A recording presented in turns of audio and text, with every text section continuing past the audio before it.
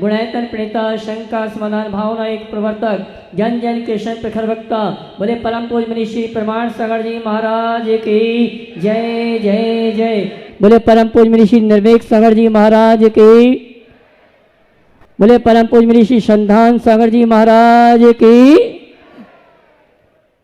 देवी अहिल्या की नगरी मालवा की शान, मध्य प्रदेश की आर्थिक राजधानी इंदौर के आचार्य श्री विद्या सागर सभागार से सायंकालीन टीवी चैनल का बहुचर्चित विश्वविख्यात शंका समाधान के कार्यक्रम में हम अपनी शंकाओं का समाधान गुरुमुख से प्राप्त करें। उसके पूर्व पारस चैनल, जिनवाणी चैनल, आदिनाथ चैनल और प्रमाणिक ऐप के माध्यम से जिस कार्यक्रम को देख सुन रहे हैं उन सभी का और यहाँ पर उपस्थित समस्त श्रावक श्राविकाओं का धर्म प्रभावना समिति के साथ साथ सकल जैन समाज इंदौर हार्दिक अभिनंदन स्वागत करता है।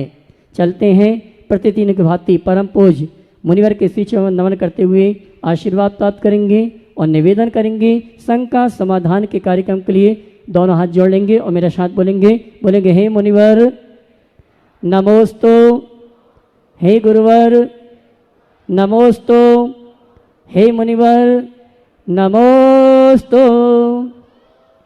और आइए गुरुवर के आशीर्वाद से हम अपनी शंकाओं का समाधान प्राप्त करें।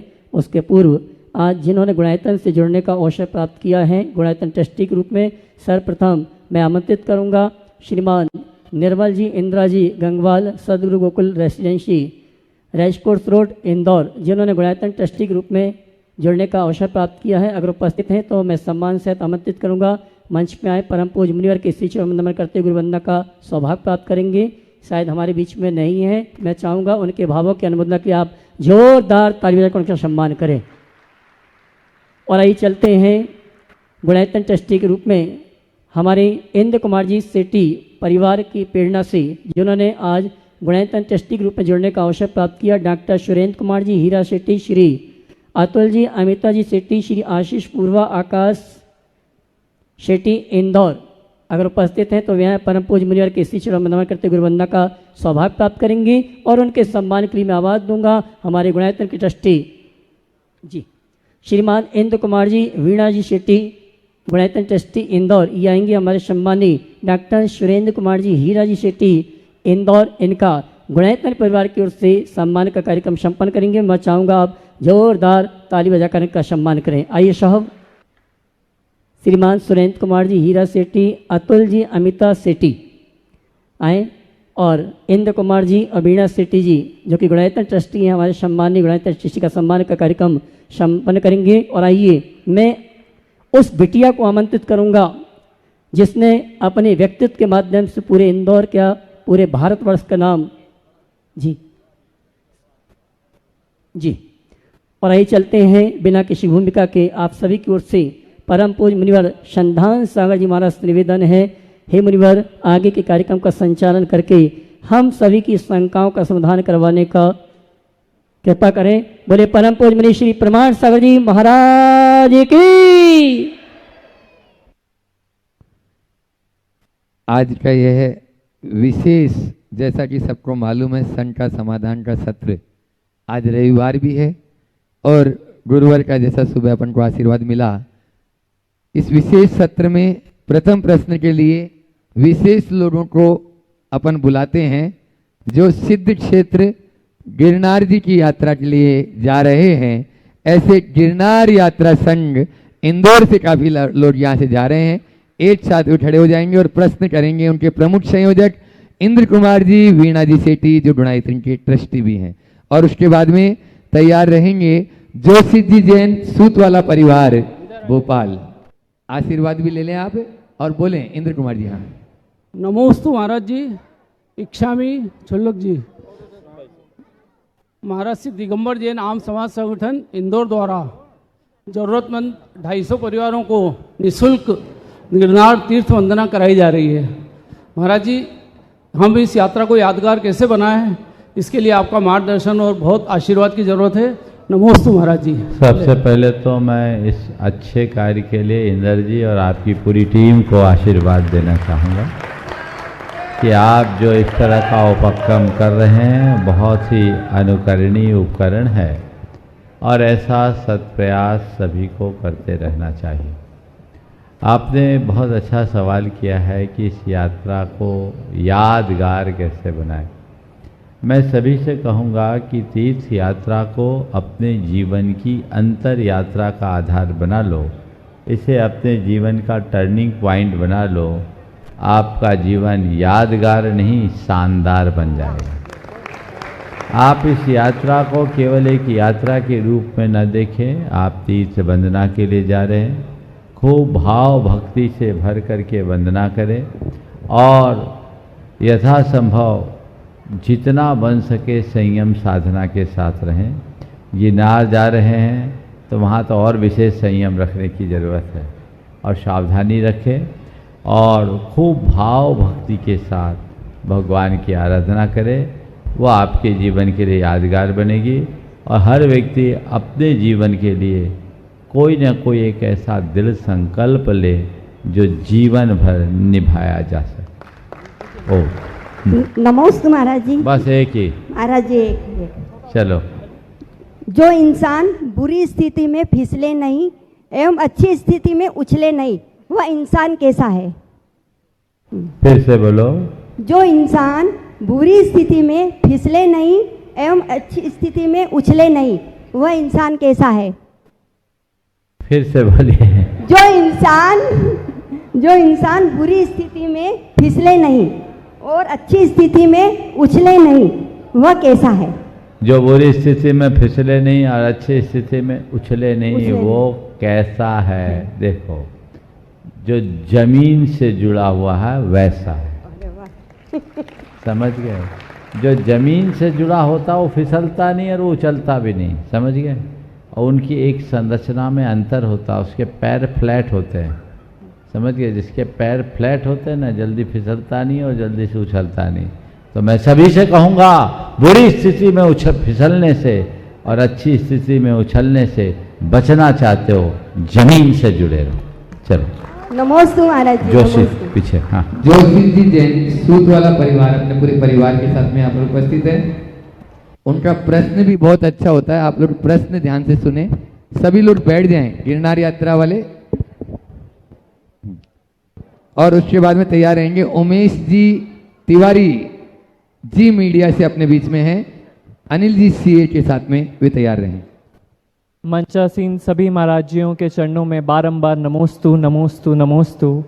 शुल्लक महाराजियों के चरणों में इच्छामी इच्छामी इच्छामी।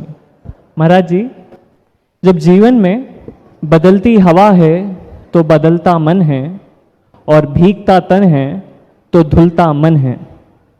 महाराज जी, प्रश्न यह है कि जीवन में ऐसी कौन सी ऋतु आ जाए कि आदमी का मन बदल जाए, और ऐसी कौन सी वर्षा से बारिश हो जाए कि आदमी का मन मैला न रह जाए। नमोस्तु भगवान। ऐसा कौन सा मौसम आए जो मन बदल जाए, और ऐसी कौन सी बारिश हो जो मन धुल जाए? शायद यही बोलना चाहते। जी महाराज जी। मैं तो एक ही बात कहता हूं, मन में बसंत ले आओ। समझ गए? सदा बहार प्रसन्न बने रहो। बसंत सबसे अच्छा होता है, न सर्दी न गर्मी, आनंद ही आनंद। और ये मन में बसंत आएगा कब? जब हमारे जीवन में सकारात्मकता और संतोष की भावना जगेगी तब। तो अपने अंदर ऐसी सकारात्मकता और संतोष की मनोवृत्ति को जागृत करें, जिससे मन सदा बहार प्रसन्न रह सके और मन में बसंत को जगाया जा सके। और आपने ऐसा पूछा, ऐसी कौन सी वर्षा करे? और मन का मैल धोना चाहते हो तो ज्ञान की वर्षा करो। अगर ज्ञान की वर्षा होगी तो सब धुले। चलिए। नमोस्तु भगवान। नमोस्तु नमोस्तु। आज अपने बीच में जी मीडिया से उमेश तिवारी जी यहाँ पर उपस्थित हैं। अनिल जी सीए उनके साथ में रहेंगे, और सम्मान के लिए धर्म प्रभावना समिति के मुख्य यजमान एवं अध्यक्ष वे आए और उनका सम्मान वहीं पर कर दें। उमेश जी तिवारी जी वे अपना प्रश्न भी गुरु चरणों में रखें। आप लोग जोरदार तालियों से अपने बीच में जी मीडिया के उमेश तिवारी जी का सम्मान करेंगे और उसके बाद में तैयार रहेंगे आज इसी के साथ में अपने बीच में पंकज जी जैन सीए, मुकेश जी जैन जो भारतीय प्रबंध संस्थान IIM से यहाँ पर उपस्थित है, वे तैयार रहेंगे। मुनि महाराज जी के चरणों में और मुनि संघ के चरणों में सादर चरण स्पर्श। नमोस्तु नमोस्तु नमोस्तु। महाराज जी, एक छोटी सी जानकारी हमें चाहिए कि हम सभी लोग आज के डेट में एक अंधी दौड़ की तरफ जा रहे हैं। एक प्राइवेट नौकरी हो रही है, सब लोग अपनी सफलता को लेकर के कहीं ना कहीं जजमेंट में लगे रहते हैं कि हम सफल कब होंगे, हमारी सफलता का पैरामीटर क्या होना चाहिए, पैमाना क्या होना चाहिए, जहां एक क्षण आए कि लगे कि नहीं अब इस अंधी दौड़ से रुक करके हमें आध्यात्म की तरफ मुड़ जाना चाहिए। आप हमें मार्गदर्शन करें महाराज। देखिए, सफलता का जो प्रसिद्ध अर्थ है वह केवल यही है, किसी निर्धारित लक्ष्य को प्राप्त कर लेना सफलता है। और आज के समय में तो लोगों का मूलभूत लक्ष्य यही होता है, पढ़ाई करना, अच्छी जॉब पाना, अच्छा पैकेज पाना और अपने आप को सफल मान लेना। पर मेरे नज़र में ये सफलता वास्तविक सफलता नहीं। मेरे दृष्टि में वही सफलता अर्थपूर्ण है जो हमारे मन की प्रसन्नता को बनाए रखे। समझ गए?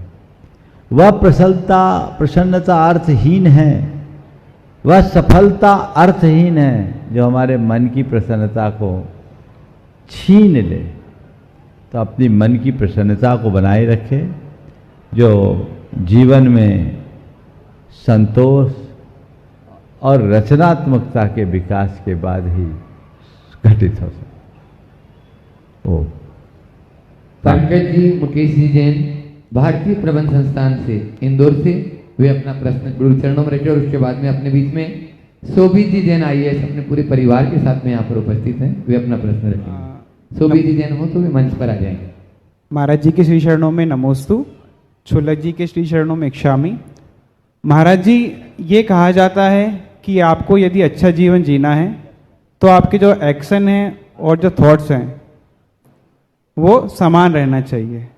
महाराज जी, हमारे जो एक्शन हैं और जो थॉट्स हैं उनमें कैसे बैलेंस रहे, कैसे हमारा जीवन अच्छा बने, इस पर मैं आपका बहुत अच्छी बात है। अगर अच्छा जीवन जीना है तो हमें अपने थॉट्स और एक्शन में समानता बना के रखना चाहिए। और आपने ये बहुत अच्छा सवाल किया है कि इनमें हम बैलेंस कैसे रखें। कुछ मत कीजिए, भावना योग करना शुरू कर दीजिए, हमारे थॉट प्रोसेस भी सुधरेगी और एक्शन भी सुधरेगा और हम अपने जीवन को बहुत बेहतर बनाने में समर्थ हो सकेंगे। दरअसल होता है, अक्सर ऐसा होता है कि हम अपने इमोशंस को कंट्रोल नहीं कर पाते और अपने भावनाओं के बहाव में बहते ही हमारे विचारधारा बिगड़ जाती है, संतुलन खोता है, फिर हमारी क्रियाशीलता भी प्रभावित होती है। भावना योग हमें इतना समर्थ बना देता है कि हम उन सब पर बहुत सहजता से नियंत्रण पाने में समर्थ हो सकते हैं और यही सामर्थ्य हमारे जीवन को संतुलित और सुव्यवस्थित बनाए। महाराज जी, मेरा एक भावना योग से रिलेटेड एक उदाहरण है। मेरी वाइफ महाराज जी अभी कुछ मतलब कि प्रेग्नेंट है, वो अभी भावना योग आपने बताया होगा कि प्रेग्नेंट वुमेन को करना चाहिए। महाराज जी पहले बहुत डरती थी वो, लेकिन जब से उसने भावना योग चालू करा है महाराज जी, उसके जीवन में बहुत ही सहजता है, अब वो इतनी डरती नहीं है महाराज जी। बहुत सुंदर, बहुत सुंदर। वो डर नहीं रही है, चिंता मत करो, निडर बच्चे की माँ भी बनेगी, इसमें कोई संशय मत करो। नमस्ते महाराज जी, नमस्ते महाराज। चलो आगे। शोभित जी जैन IAS और परिवार, फिर उसके बाद तैयार हैं कोमल प्रकाश जी मंदसौर, इनके साथ में अखिल भारतीय दिगंबर जैन सकल नरसिंहपुरा समाज के कार्याध्यक्ष और कार्यकारिणी भी तैयार रहेगी। गुरुदेव के चरणों में त्रैबार नमोस्तु।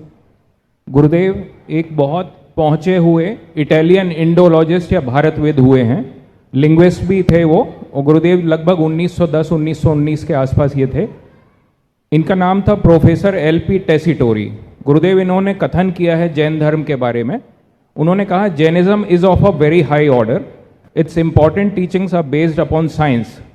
और आगे ये बहुत महत्वपूर्ण बात कहते हैं गुरुदेव, the more the scientific knowledge advances the more the Jain teachings will be proven. बहुत सुंदर। अर्थात गुरुदेव के जैसे जैसे विज्ञान आगे बढ़ते जाएगा वैसे वैसे धर्म जो है जैन धर्म वो और ज़्यादा प्रामाणिकता को प्राप्त करेगा, प्रामाणिकता उसकी और ज़्यादा साबित या सिद्ध होती जाएगी। गुरुदेव ऐसे ही एक नोएल रेटिंग करके हुए हैं जर्मन इंडोलॉजिस्ट, उन्होंने कहा था only in Jainism of all the living religions do we see a fusion of the primitive with the profound. तो गुरुदेव इसको आगम के अनुरूप हम लोग किस प्रकार से गुरुदेव इसका परीक्षण करें या उसके आधार पे हम कैसे निष्कर्ष पे पहुंच सकते हैं गुरुदेव की? नमस्ते। बहुत सुंदर। जो दो बातें अभी हम सबके बीच प्रस्तुत की है, एक बार इनका हृदय से स्वागत कीजिए।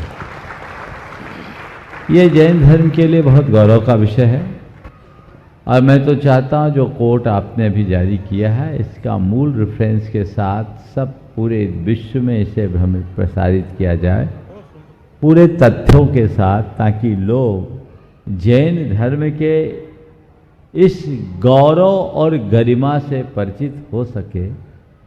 जो जन्मना जैन नहीं है वे जैनत्व के प्रति आकर्षित हो सके और जो जैन हैं वे अपनी स्थिरता को बढ़ा सके। बहुत अच्छा वाक्य कहा गया है कि जैसे जैसे विज्ञान आगे बढ़ेगा जैन धर्म की प्रामाणिकता और अधिक बढ़ेगी। मुझे इसमें कुछ भी गलत नहीं दिखता, क्योंकि जैन धर्म खुद में प्रामाणिक धर्म है और जैन दर्शन की सारी व्यवस्थाएं वैज्ञानिक है।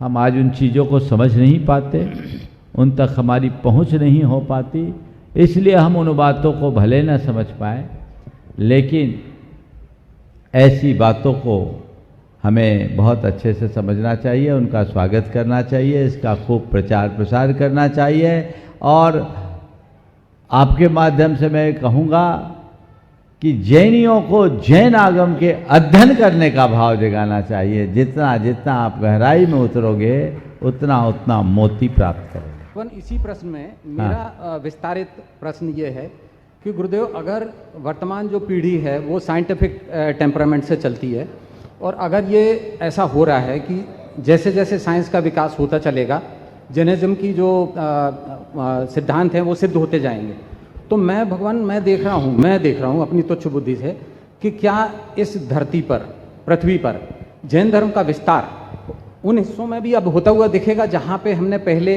अपने प्रथम युग के ग्रंथों में नहीं पाया है। मुझे तो ऐसा लगता है कि एडवांस टेक्नोलॉजी के इस दौर में हमारे लिए एक अच्छा अवसर है और आज हम तत्व की बात को 7 समुंदर पार बहुत आसानी से पहुंचा पा रहे हैं। तो हमें चाहिए कि जैन धर्म की युगानुरूप व्याख्या करके हम लोगों तक पहुंचाएं और इस बात का सफल और सार्थक प्रयत्न करें कि जैन धर्म सार्वभौमिक, सार्वजनीन और सार्वकालिक धर्म है, तो बहुत बड़ी उपलब्धि होगी। नमोस्तु गुरुदेव। ओम हाँ नमोस्तु। आज दिगंबर जैन समाज नरसिंहपुरा समाज के कार्याध्यक्ष और समस्त कार्यकारिणी कोमल प्रकाश जी अपना प्रश्न रखें, उसके बाद में आयुष जैन दमोह तैयार रहें। पूज्य गुरुदेव, सम्यक प्रणम में स्वीकार करें। इंदौर शहर में अष्टानी का पर्व के पश्चात विशाल श्री जी की रथ यात्रा का जुलूस, जिसमें 108 पालकी रहेगी और इतना भव्य कार्यक्रम प्रथम बार यहाँ पर आयोजित होगा। हम 200 किलोमीटर के आसपास के निवासी हैं, तो इस कार्यक्रम में किस प्रकार से अपनी सहभागिता कर सकें, आज्ञा कीजिए। देखिए, बहुत ही अच्छी बात आपने यहाँ रखी है। ये इस बार इंदौर के इस इतिहास में एक नई इबारत लिखी जानी है। बड़े ऐतिहासिक घटना होने वाली है कि यहाँ आयोजित होने वाले सिद्ध चक्र महामंडल विधान के समापन पर 108 रथ यात्रा निकलेगी। पालकी नहीं, 108 रथ यात्रा, वो भव्य रथावर्तन महोत्सव होगा। जय हो, जय। हमारे यहाँ जिन शासन की प्रभावना में रथ यात्रा को बहुत अधिक महत्व दिया गया है और इसलिए रथ यात्रा प्रभावना अंग का एक मूल उपक्रम माना जाता है। तो यहाँ जब रथ यात्रा की बात आई मेरे मन में आया जब 108 मंडलीय विधान हो रहा है तो रथ यात्रा भी 108 रथों का होना चाहिए। आपने बहुत अच्छी बात की कि आसपास के लोग कैसे जुड़े। मैं तो आज आप सबसे कहता हूं, इंदौर शहर में 108 रथ यात्रा निकलेंगे। इंदौर में तो 108 रथ है भी नहीं। तो जिनके जिनके यहां रथ है वे सब रथ उस दिन इंदौर आए और रथ यात्रा निकले तो बहुत अच्छी बात होगी। जयकारा गुरुदेव का। अनेक प्रमुख रथ तो यहाँ आ ही रहे हैं। उनमें कुचामन का रथ तो बहुत पहले सुनिश्चित हो गया, जो पांड्या परिवार का है। और भी रथ आ रहे हैं। इंदौर के जो रथ है वो तो निकलेंगे ही। मैं यहाँ उपस्थित आप सब से और इंदौर के जितने निवासी उन सब से और जो लोग ऑनलाइन सुन रहे हैं उन सब से बात कहना चाहता हूँ, जिनके यहाँ भी कोई रथ हो आप अपने अपने रिश्तेदारों से फ़ोन करो, पूछो तुम्हारे नगर में, गांव में, आसपास में कोई रथ हो तो हमें उसकी सूचना दें। यदि वो रथ एक जगह से दूसरी जगह मूव करने की स्थिति में है तो उस रथ को उस ऐतिहासिक दिन में इंदौर नगरी में आना चाहिए और भव्यता के साथ शोभा यात्रा संपन्न होना चाहिए। यदि ऐसा होगा तो वह एक बहुत बड़ी ऐतिहासिक उपलब्धि होगी। और जो भी रथ बनाए हैं वो तो रथ यात्रा के लिए बनाए हैं, गैरेज में बंद करके रखने के लिए नहीं बनाए। तो जहाँ से भी आना संभव है, मैं पूरे देश भर की जनता से कहता हूँ कि यदि आप चाहते हो कि आपका रथ इस समारोह में सम्मिलित हो, जरूर सूचना दें। आपके पास कोई माध्यम नहीं है तो प्रमाणिक ऐप है, उसमें आप अपनी सूचना भेज दें। और मैं इंदौर वासियों से कहता हूं, धन प्रभावना समिति के सारे सदस्यों से कहता हूं, जहां जहां तुम्हारे रिश्ते नातेदार हैं, इंदौर के लोग, सबको फोन करो कि एक तो इस कार्यक्रम में आओ, भव्यता के साथ, आनंद के साथ सम्मिलित हो, सहभागिता दो, क्योंकि ऐसा कार्यक्रम सदियों में नहीं हुआ। उसकी जरूरत नहीं पड़ेगी, इतनी जरूरत नहीं है। वो तो खुद के बहस से आ जाएंगे, कह रहे आने जाने का खर्च धन प्रभावना समिति दे देंगे। हम बोले उसकी जरूरत नहीं है, आपको खुद आना है। हाँ, और आप आओ, और यदि आपका रथ हो तो उसकी सूचना दो, उसको लाने भेजने की व्यवस्था धन प्रभावना समिति करेगी और सुरक्षित वापस पहुंचाएगी। ये व्यवस्था सबको करना चाहिए।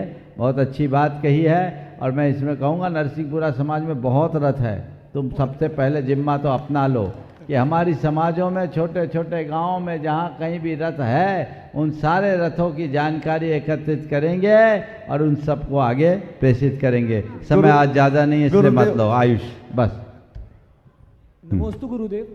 गुरुदेव, मेरी शंका है कि सोशल मीडिया और व्हाट्सएप पे एक फ़ोटो वायरल हो रही है जिसमें आपके नाम के आगे आपको आचार्य पद से संबोधित किया है, और ये देख के मुझे बहुत प्रसन्नता भी हुई। तो कृपया करके ये बात कहाँ तक सत्य है, मेरी शंका का समाधान कीजिए।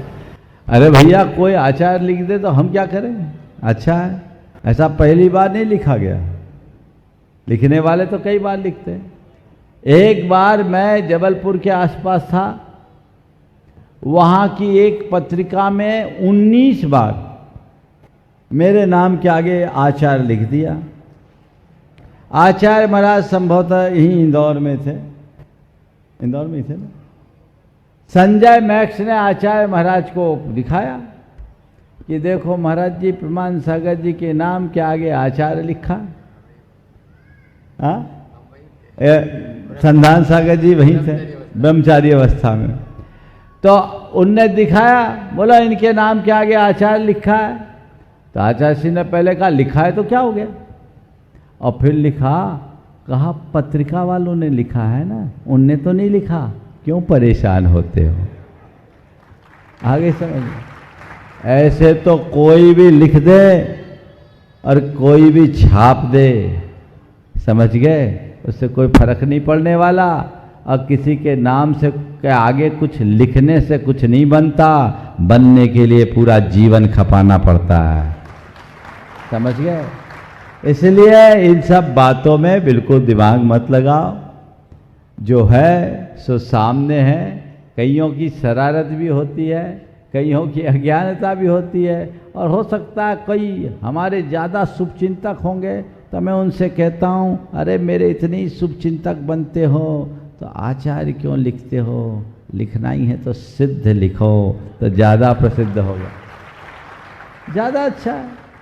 और हमारा अंतिम ध्येय तो वही है, मुझे और कुछ बनूं या ना बनूं, सिद्ध तो बनना ही है। और तुम बना नहीं पाओगे, वो मुझे खुद ही बनना है, समझ गए? इसलिए फिजूल की बातों में बिल्कुल भी दिमाग लगाने की ज़रूरत नहीं है। ये सब बातें चलते रहती है, और कुछ लोगों को कोई काम भी नहीं रहता, तो बीच बीच में ऐसी जॉब तो मिलते रहनी चाहिए। ऐसा है, इन सब बातों में बिल्कुल आप लोग ध्यान मत दें। आज मैं आगे के कार्यक्रम को बढ़ाने के पहले, आज मैंने सुबह कहा था आज कुछ विशेष हो। बंधुओं, हमारे बीच आज आपके ही शहर की बिटिया सुरभि, जो इन दिनों अमेरिका में है, आपके योगेंद्र जी सेठी की बेटी है, और वर्तमान में सुरभि पांड्या अमेरिका में है, बहुत अच्छा काम कर रही। और उनके साथ doctor Anil ji Singhvi, MD oncologist, दोनों एक साथ खड़े हो जाए, एक बार जोरदार करतल ध्वनि से इनका अभिनंदन कीजिए। बंधुओं, पिछले 3-4 महीने से, बल्कि उससे ज़्यादा हो गया, मैं एक प्रयोग कर रहा था, और मैंने आज तक उस विषय में आप लोगों से यही कहा कि मैं समय पर बताऊंगा, और आज मैं वही आप सबको बताना चाह रहा हूं जो मेरा अपना अनुभव है। हम लोग अपनी जो जीवन शैली है उसे पूरी तरह बिगाड़ चुके हैं।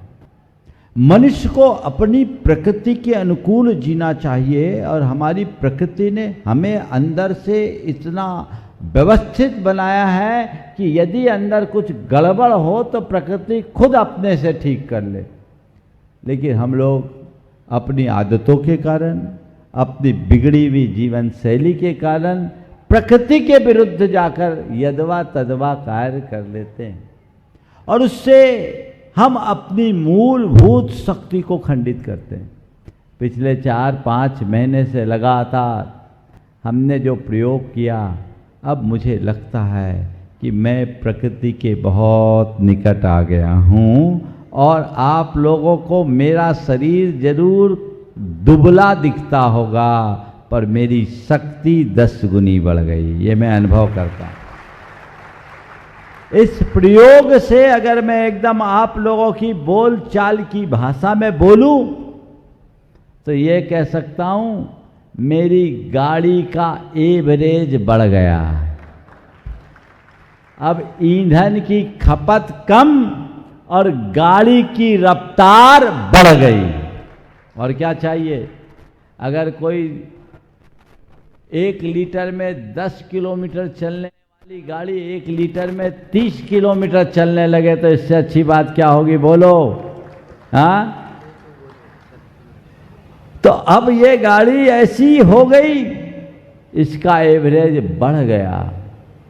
ये लोग बार बार मुझसे कहते थे कि महाराज यदि इस प्रक्रिया को अपना ले तो जो तत्व हम बाहर से लेते हैं वो हमारे शरीर में उत्पन्न होने लगेंगे। और वाकई में आज मैं देखता हूँ कि मेरे भीतर एक नई फैक्ट्री चालू हो गई जो हमारे शरीर के लिए सारे आवश्यक तत्व अपने भीतर खुद उत्पन्न कर देते हैं।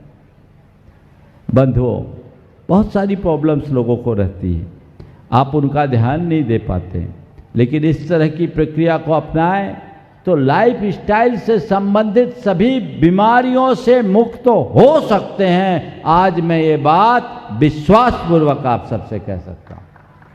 उन सबका जीवंत प्रमाण मैं हूँ। मुझे पिछले 2 सालों से हल्का ब्लड प्रेशर बढ़ा रहता था। मैं डॉक्टरों के दबाव में उसके लिए आयुर्वेदिक गोलियाँ लेता था, लेकिन 1.5 महीने से मैंने कोई गोली नहीं ली। मेरा ब्लड प्रेशर नॉर्मल है और अब लेना भी नहीं पड़ेगी। मुझे पता है, फैटी लिवर हो, डायबिटीज हो, हाइपरटेंशन हो, किडनी संबंधित बीमारी हो, अस्थमा संबंधित बीमारी हो, ये बहुत बड़ा बदलाव लोगों में हुआ है। और ये लोगों ने जो काम करना शुरू किया है वो अद्भुत। अद्भुत। कई लोग शाकाहारी हो गए। सुरभि के एक फ्रेंड है, उसने 17 उपवास कर लिया, अमेरिकन 17 उपवास, और जैन धर्म का को पूरी तरह फॉलो करने लगे। डॉक्टर अनिल सिंघवी के ग्रुप में एक मुस्लिम व्यक्ति, उनका वीडियो मैंने देखा, दुबई का, शुद्ध शाकाहारी हो गया और स्लीप एपनिया जैसी बीमारी से मुक्त हो गया। ये पद्धति, ये आश्चर्यजनक पद्धति है। लोगों को लगता जरूर है ये कैसे होगा कैसे होगा, लेकिन मैं आप सबसे कहता हूँ, यदि अच्छा जीवन जीना चाहते हो तो अपनी जीवन शैली को बदलिए और एक बात अपने दिल दिमाग में बिठाइए, हमें जीने के लिए खाना है, खाने के लिए नहीं जीना। एक अलग आनंद की अनुभूति होगी। हमारे शरीर के जो गट बायोम्स है उनको हमें नियंत्रित करना। हम अपने शरीर के जो माइक्रोबायोल, क्या बोलते हैं उसको, माइक्रोबायोज में है, उसको हम ठीक करें। हम अपने दूसरे शब्दों में कहें तो ये कह सकते हैं कि हमारे शरीर के जितने सहायक तत्व हैं, ऊपर से दवाइयाँ खा खा करके, एंटीबायोटिक खा खा करके आप उनको ख़त्म कर देते हो, शरीर कमज़ोर हो जाता है। अपने शरीर के सिस्टम को ठीक कीजिए। हमारे यहाँ कहा जाता है, पहला सुख निरोगी काया, शरीर माध्यम खलु धर्म साधनम। तो अपने शरीर को स्वस्थ बनाए रखने की जिम्मेदारी हमारी पहली होनी चाहिए। सब कुछ हो और शरीर ही स्वस्थ ना हो तो क्या होगा, लुंज पुंज बने रहोगे ना। तो आप पूर्ण ऊर्जा के साथ, पूर्ण उत्साह के साथ, पूर्ण उमंग के साथ जीना चाहते हैं तो रास्ता बदलिए, अहिंसा के पथ पर आगे बढ़िए, स्वस्थ जीवन शैली को अपनाइए, संतुलित आहार को अपनाने का प्रयास कीजिए। हमारे यहाँ युक्ताहार विहार की बात बहुत पहले से कही गई, उसे अपनाने की कोशिश कीजिए, आप बहुत अच्छे रहेंगे। बाकी मैं चाहूँगा ये लोग संक्षेप में अपनी बात करें, और आज के इस मौका में इन्हें हमारे साथ इन लोगों ने बहुत मेहनत की और नियमित, सुरभि अमेरिका से और डॉक्टर सिंघवी तो डेली मेरे पास सवेरे आते हैं, डेली बिना नागा। ये इन लोगों ने बहुत मेहनत की और मैं बीच में थोड़ा सा सोचता था, मेरे ऊपर बड़ा दबाव रहता था, डॉक्टर लोग चिंतित, जो आए महाराज ये गड़बड़ वो गड़बड़ ये गड़बड़ वो गड़बड़, पूरे देश के लोग चिंतित। पर मैं अंदर से ठाने था कि भैया तुम्हारी चिंता को हम, अभी तुम चिंतित हो, जिस दिन मैं बोलूँगा तुम चकित रह जाओगे, चिंता करने की ज़रूरत नहीं। आज सब लोगों के मन में मैं खुद चकित हूँ अपने अंदर की फीलिंग से, बहुत बड़ा अंतर है। तो ये अंतर सबके जीवन में घटित हो सकता है। अभी मुझे बताया कि आजकल छोटी छोटी बीमारियों में, चाहे आपको डेंगू हो जाए, चिकनगुनिया हो जाए या वायरल हो जाए, एंटीबायोटिक्स आप देते हैं। एंटीबायोटिक ले रहे थे, इसमें एक प्रकार की हिंसा आप कर रहे हैं और अपने शरीर को कमजोर कर रहे हैं। आज की चिकित्सा पद्धति में बीमारियों के लक्षण को देखकर उसे मिटाया जाता है, बीमारी की जड़ को नहीं मिटाया जाता। बीमारी पैदा क्यों हुई ये देखो ना। अगर आपने आहार विज्ञान को ठीक तरीके से समझ लिया तो बीमारी उत्पन्न ही नहीं होगी, आपके अंदर की इम्यूनिटी इतनी स्ट्रांग हो जाएगी, चीज़ें अपने आप ठीक होगी, व्यवस्थित होगी।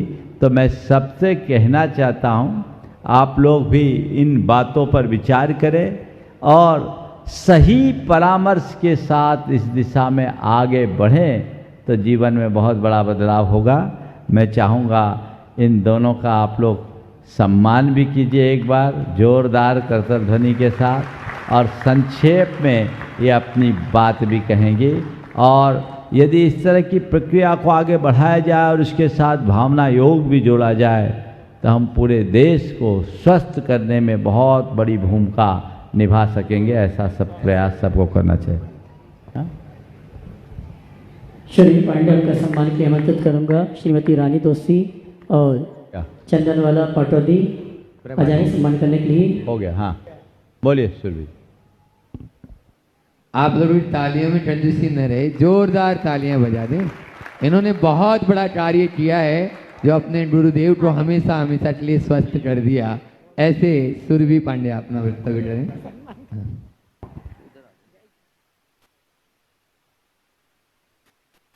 ओ हाँ बोलिए।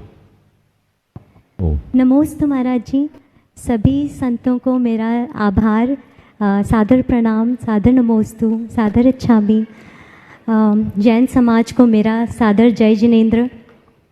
मुनिश्री प्रमाण सागर जी महाराज के आशीर्वाद से आज हमारे इस 11 साल के शोधन कार्य को आवाज़ मिली है और न्यूयॉर्क में रहकर के क्षमा सागर जी महाराज की प्रेरणा से धर्म प्रभावना मैंने निरंतर करी।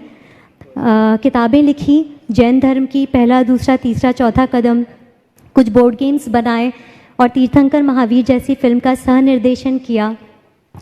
अपने जीवन को हमेशा जैन पद्धति, जैन मूल्यों पर ही जिया, लेकिन फिर भी मैंने देखा कि कहीं ना कहीं से कोई ना कोई रूप से बीमारियां शरीर में आ रही थीं। मैं रात्रि भोजन नहीं ले रही, ना मैंने कभी आलू प्याज जल मूल कंद कभी खाया, तो समझ नहीं आया कि क्यों ये बीमारियां मुझे आज घेरी हुई हैं।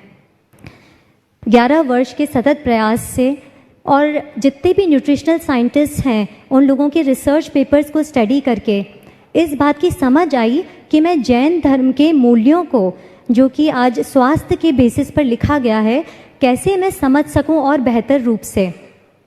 और इनको समझ करके मैंने केवल 3 महीने के अंदर अपनी सारी बीमारियों को रिवर्स कर दिया। उसके बाद एक प्रोग्राम चालू करा लाइफस्टाइल इंटेलिजेंस करके न्यूयॉर्क में, जहाँ पर काफ़ी सारे अमेरिकन्स इस पद्धति का लाभ ले रहे हैं। और ना केवल अमेरिकन्स, सारी दुनिया से लोग जुड़कर अपने स्वास्थ्य को बढ़ा रहे हैं। न्यूयॉर्क में शिफाली जी अजमेरा ने इस प्रोग्राम को किया, स्वास्थ्य लाभ लिया और उन्होंने आगे बढ़कर मुनिश्री प्रमाण सागर जी महाराज से आशीर्वाद दिलाया। महाराज जी ने इस चैलेंज को ग्रहण किया और अपनी एनर्जी लेवल्स, अपनी शक्ति को 4 से 10 गुना बढ़ाया। तो मैं आप सबसे ये प्रश्न करती हूँ, क्या आप लोगों को खाना खाने के बाद में नींद आती है? आराम करने की इच्छा होती है? या कई लोग ये भी कहते हैं कि आज आराम करने का समय ही ना मिला, होता है ऐसा? क्या आप लोग आज इतनी शक्ति रखते हैं कि अपने बच्चों के साथ में दौड़ भाग कर सकें, उनके साथ सॉकर खेल सकें या बैडमिंटन खेल सकें? इतनी एनर्जी है आपके पास?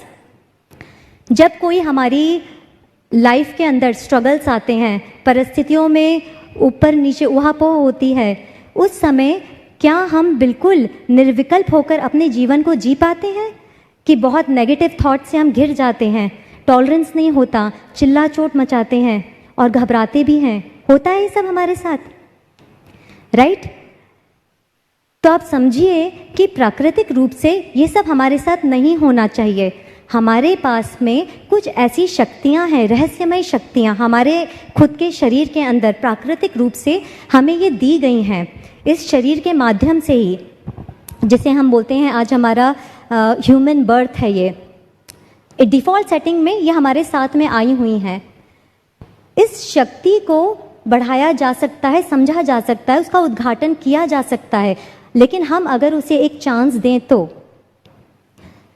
हम लोग जो खाद्य पदार्थ के माध्यम से कार्बोहाइड्रेट्स लेते हैं, उनका जो एंड प्रोडक्ट होता है वो शुगर होता है। कार्बोहाइड्रेट मतलब क्या? ब्रेड खाई, रोटी खाई, अनाज खाया, इन सब का एंड प्रोडक्ट, राइस चावल लिए, इन सब का and product, by product sugar होता है। हम रोज़ रोज़ इन कार्ब्स को लेते हैं, शुगर हमारे ब्लड में जाता है और फिर हमको एनर्जी मिलती है कि हम सुबह शाम के कार्यों को अच्छी तरह से कर सकें। होता है ना सबके साथ ऐसा? जिस दिन नहीं खाओ उस दिन बैठे रह जाते हैं, करेक्ट? तो इस तरह से हम समझते हैं कि हमारे रोज़ के खाने से हमें एनर्जी मिलती है, लेकिन हमारे शरीर के अंदर एक रहस्यमय शक्ति है जो रोज़ रोज़ के खाने पर डिपेंडेंट नहीं है। और वो रहस्यमय शक्ति अगर उजागर हो जाती है तो बिना किसी डिपेंडेंसी के हमारे एनर्जी लेवल्स मेंटेन हो सकते हैं। और सिर्फ सिंपल रूप में मेंटेन नहीं हो सकते, ये कई गुना ज़्यादा रूप से मेंटेन हो सकते हैं। 1 ग्राम कार्बोहाइड्रेट के मॉलिक्यूल में 4 किलो कैलोरीज एनर्जी होती है जो हमें मिलती है।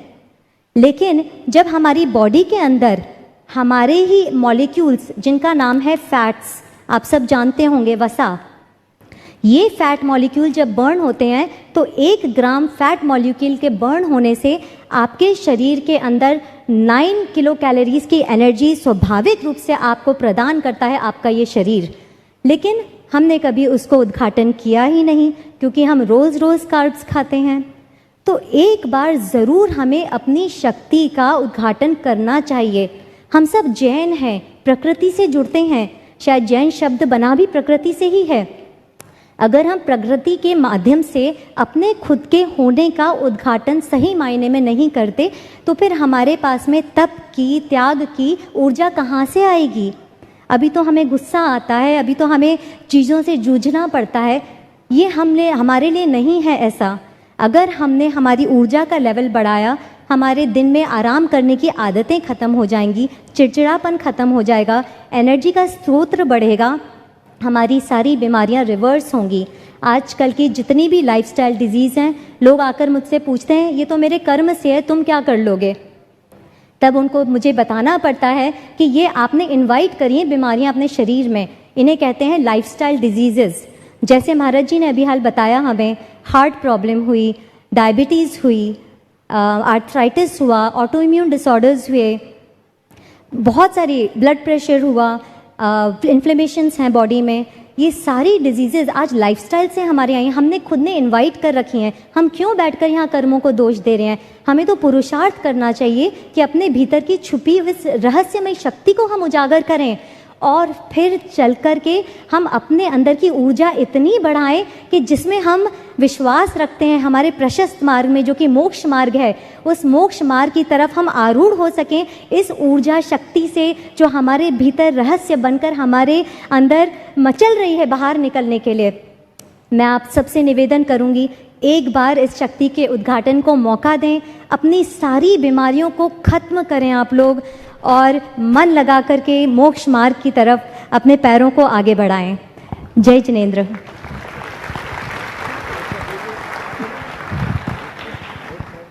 डॉक्टर साहब, डॉक्टर अनिल जी। हाँ, नमस्ते महाराज जी। देखिए क्या है कि अपन हेल्थ को पूरा चेंज करना चाहते हैं। हेल्थ को चेंज करने के लिए हम लोग एक साथ बहुत तरीके से काम करते हैं। एक तरीका होता है मस्तिष्क को चेंज करना, सोच को चेंज करना। एक तरीका होता है कि मन में एंग्जाइटी जो है उसको बदलना, जिससे कि हम कुछ भी चीज़ खा बैठते हैं। और तरीका जो इन्होंने बताया कि हम कार्बोहाइड्रेट और फैट का मेटाबॉलिज्म चेंज करते हैं। पर आज मैं जिस पे बात करना चाहूँगा वो है गट माइक्रोबायोम की, क्योंकि ये एक नया कंसेप्ट है। जब कोविड का गट माइक्रोबायोम क्या होता है? गट माइक्रोबायोम उतने सारे जीव हैं, छोटे छोटे महीन, जो हमारे अंदर रहते हैं, हमारे पूरे 22 फीट के इंटेस्टाइन में रहते हैं, हमारे मुंह में रहते हैं और हमारे फेफड़े में रहते हैं। ये जीव हमें जन्म जन्मांतर से मिलते चले आए हैं। ये एक तरह से मान लीजिए कि ये हमारे मकान के किराएदार हैं और इनका काम है किराया नहीं देना, इनका काम है हमारी रक्षा करना। कैसे रक्षा करना? एक हमारे इम्यून सिस्टम को वो प्रॉपर तरीके से रेगुलेट करते हैं। अगर गट माइक्रोबायोम आपका सही काम करता है तो आपको छोटी मोटी बीमारियां नहीं होगी, आपको वायरल फीवर, डेंगू बार बार नहीं होगा और आपको कोविड नहीं होगा। ये स्टडी पूरी प्रूवन हुई है कि जिन लोगों में कोविड ज़्यादा खतरनाक रूप में हुआ है, जिनमें ज़्यादा मौतें हुई हैं, उनके गट माइक्रोबायोम खराब थे। सोचिए। दूसरी बात, अब ये जो किराएदार हमारे लिए क्या काम करते हैं? इम्यून सिस्टम करते हैं। दूसरा, हमारे लिए विटामिन बनाते हैं। विटामिन B12 कौन बनाता है? बाहर से नहीं मिलता। वेजिटेरियन लोगों में कहते हैं नहीं मिलता, लेकिन गट माइक्रोबायोम अंदर से बनाता है, जो अभी महाराज श्री ने आपसे कहा। तीसरा काम वो करते हैं कि आपके ब्रेन को संतुलित करते हैं, आपके इमोशंस को संतुलित करते हैं।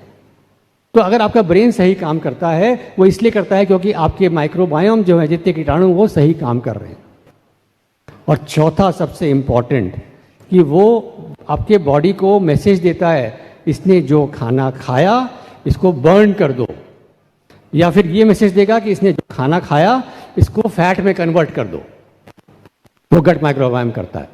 अब चूंकि गट माइक्रोबायोम एक बहुत बड़ी जनता है, बहुत तरह तरह के किराएदार हैं, कभी कभी खराब किराएदार भी आ जाते हैं। मान लीजिए कि आपका मकान एक बहुत पॉश कॉलोनी में है, बहुत सुंदर मकान है, तो आप उसे किसी गुंडे हिस्ट्री शीटर को किराए पे तो नहीं दोगे, क्योंकि अगर आपने दिया तो क्या करेगा, वो मकान की गत बिगाड़ देगा, मकान जर्जर हो जाएगा, केयर नहीं करेगा। तो आज आपके सबके शरीर में हिस्ट्री शीटर गुंडे टाइप के गट माइक्रोबायोम बैठे हुए हैं। तो आप चाहे कितना ही ठीक कर लो कि साहब हम तो एक टाइम खाना खाएंगे, हम तो ये करेंगे, हम वो करेंगे, लेकिन वो गट माइक्रोबायोम आपको मोटा ही रखेगा और आपको तरह तरह की बीमारियों से ग्रसित करा देगा। तो हमारा काम रहता है यहाँ कि हम उन गट माइक्रोबायोम को निकाल फेंकें और उनकी जगह अच्छे माइक्रोबायोम डालें जो प्रकृति ने हमारे लिए पहले से ईजाद करके रखे हैं। तो हमारा पूरा प्रोसेस उस पर चलता है और वही प्रोसेस में टाइम लगता है, 2 महीने 3 महीने, लेकिन काम हो जाता है। और जब काम हो जाता है तो हमारे जिन लोगों ने भी ये काम किया है, डॉक्टर्स ने भी किया है, वो कहते हैं हम सब कुछ खाते हैं, वजन बढ़ता ही नहीं, हमारा वजन बढ़ा दो।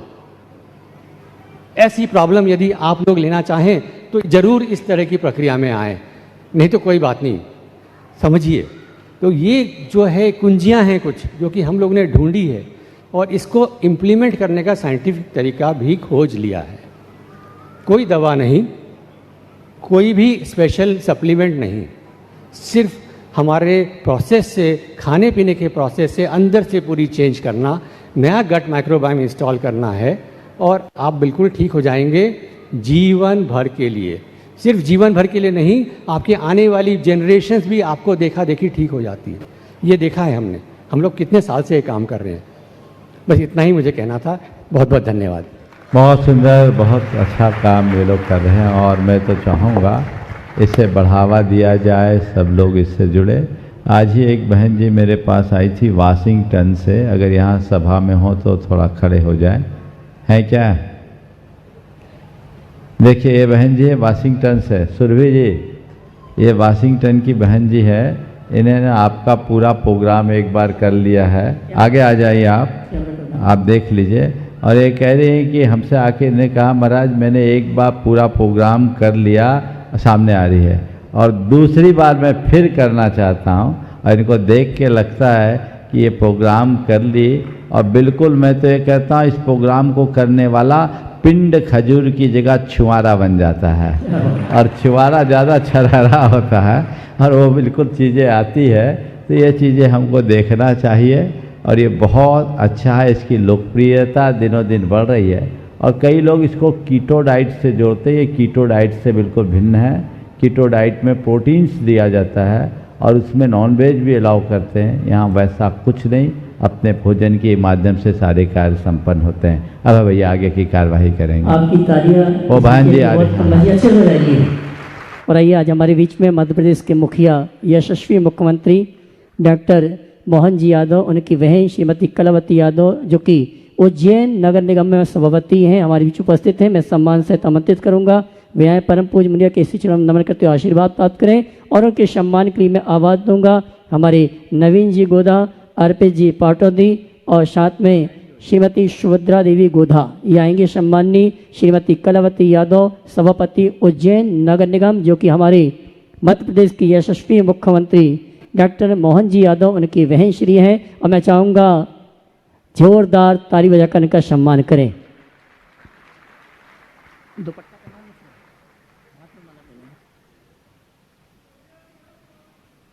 श्रीमती कलावती जी यादव, जो कि उज्जैन नगर निगम में सभापति के रूप में अपनी सेवाएं दे रही हैं, आज हमारे बीच उपस्थित हैं। हमारे मध्य प्रदेश के मुखिया डॉक्टर मोहन जी यादव उनकी बहन हैं और मैं चाहूँगा आप भी ताली बजाकर उनका अभिनंदन स्वागत करें। और मैं आमंत्रित करूँगा अपनी बात रखने के लिए श्रीमती कलावती जी यादव, सभापति उज्जैन नगर निगम। आज परम पूज्य गुरुदेव के सानिध्य में आकर, उनके शरण में आकर मैं अपने आप को बहुत सौभाग्यशाली महसूस कर रही हूँ। और संत कोई भी हो, हमें यदि उनका सानिध्य, बाबा तुलसीदास जी ने तो कहा ही है, एक घड़ी आदि में पुनियाद, तुलसी संगत साधु की हरे कोटि अपराध। तो ये मेरा सौभाग्य है या कोई पुण्योदय हुए हैं तो महाराज श्री प्रमाण सागर जी महाराज के सानिध्य में आने का आज अवसर मिला है।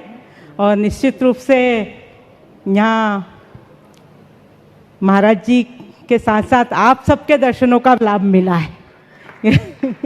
और पिछले कई दिनों से भैया क्या शोना अर्पित जी मुझे रोज आग्रह कर रहे थे, दीदी आ जाइए, लेकिन जो सौभाग्य के क्षण होते हैं या ऐसे कार्यक्रमों में आने के लिए संयोग भी बनते हैं, जो आज बना है। और मैं महाराज जी के सानिध्य में आई हूँ। मुझे कई सारे जैन समाज के कार्यक्रमों में जाने का अवसर मिला है और महाराज पूज्य महाराज विद्यासागर जी महाराज के भी दर्शनों का अवसर मिला है, उनका सानिध्य भी कई बार प्राप्त हुआ है। लेकिन आज महाराज जी के सानिध्य में आकर मैं सौभाग्यशाली तो हूँ ही, लेकिन स्वास्थ्य को लेकर भी सुरभि जैसी बहन का जो सुनने को मिला है, स्वास्थ्य को लेकर उनका व्याख्यान निश्चित रूप से बहुत ही अच्छा है। और उससे हम प्रेरणा भी लेंगे कि उनका कुछ लाभ, स्वास्थ्य लाभ हम ले सके। निश्चित रूप से बहुत अच्छी बात है। और महाराज जी ऐसे सभी को बढ़ावा दे रहे हैं यहाँ पर, जिनमें जो प्रतिभा है वो बड़ी अच्छी बात है। और कह रहे हैं कि 100 देशों में ये महाराज जी का प्रसारण होता है कार्यक्रम का। तो मैं इस कार्यक्रम में आके पुनः सौभाग्यशाली महसूस करती हूँ और आप सबको बहुत बहुत बधाई और शुभकामनाएं प्रेषित करती हूँ कि चौमासे में आपको महाराज जी का यह रोजाना सत्संग का अवसर आपको मिल रहा है। महाराज जी के मुखारविंद से जो उनकी आशीर्वचन है, जो उनकी वाणी है, वो आप सबको रोजाना सुनने को मिल रही है। उसमें से आज थोड़ी देर के लिए इस प्रवचन को सुनने का अवसर मुझे भी मिला है। मैं ईश्वर को धन्यवाद देती हूँ और आप सबको पुनः शुभकामनाएं करते हुए, महाराज जी के चरणों में प्रणाम करते हुए, पूरे सब साधु वृंदों के चरणों में प्रणाम करते हुए, सब भक्त वृंदों के चरणों में प्रणाम करते हुए अपनी वाणी को विराम दूंगी। जय जिनेंद्र, जय श्री महाकाल। बहुत सुंदर। अभी आपने बहन जी के उद्गार को सुने, ये इनके अंदर के संस्कारों की अभिव्यक्ति है। इनकी भावना ऐसी फलीभूत होते रहे, यही मेरा आशीर्वाद। और आप ये बच्चों को देख रहे हैं, ये बच्चे महाराज श्री ने दशरक्षण के दिनों में मिशन 10 डे का जो कार्यक्रम बनाया था, उसके विजेता बच्चे, एक बार जोरदार इनका अभिनंदन कर दीजिए। और बंधुओं, अभी जो विगत दिनों से भक्तामर की गंगा यहाँ प्रवाहित हो रही है, वो धारा कल से फिर निर्बाध प्रवाहित होगी। ठीक 8:35 से वो कार्यक्रम प्रारंभ होगा और आप सब उसका आनंद लेना चाहते हैं तो जो यहाँ है वो यहाँ, और जो घर बैठे लाभ लेते हैं वे बिल्कुल समय पर इसका लाभ ले, ताकि इस उपक्रम का पूर्ण आनंद लिया जा सके। ओम शांति। हमारे बीच में विनायक जी यादव मैं सम्मान से आमंत्रित करूंगा, वे भी आए और उनके सम्मान की आवाज़ दूंगा। भाई सेठी आ जाए। विनायक जी यादव गुरुवर के श्री चरण नमन करते हुए वंदना का सौभाग्य प्राप्त करेंगे और मैं चाहूँगा ताली बजाकर उनका सम्मान करें आप सभी। विनायक जी यादव आ जाएं और उनके सम्मान के लिए विकास जी सेठी आएंगे। सम्माननीय हमारे मध्य प्रदेश के यशस्वी मुख्यमंत्री यादव जी के जो भतीजे हैं, धर्म प्रभावना समिति द्वारा जो भी पुरस्कृत बच्चे हैं उनको पुरस्कार है। जो बच्चे रह गए हैं वो धर्म प्रभावना समिति कार्यालय से संपर्क करके अपना पुरस्कार वहां से ले लेंगे। अब पूज्य महाराज श्री जी का संपूर्ण साहित्य आज आपको 50% डिस्काउंट पर मिलेगा। आप बाहर काउंटर है, 40 से अधिक पुस्तकें अभी प्रकाशित हो चुकी है। 4 बातों के 14 भाग आप पढ़ें, औरों को भी पढ़ाएं, खुद भी ज्ञान का क्षेम बढ़ाएं। ऐसे पूज्य श्री की उन 4 बातों को संजो कर रखने का ये है उपक्रम। आप अवश्य वह साहित्य अपने साथ लेकर जाएं।